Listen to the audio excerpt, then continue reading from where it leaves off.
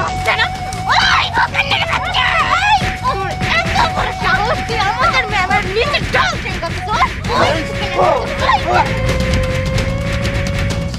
এত বড় সাহস গায়ে ছুঁড়া মারছিস আমাকে ম্যাডামের পায়ের নিচে আজকে তো তোকে দুইজন দাঁড়ান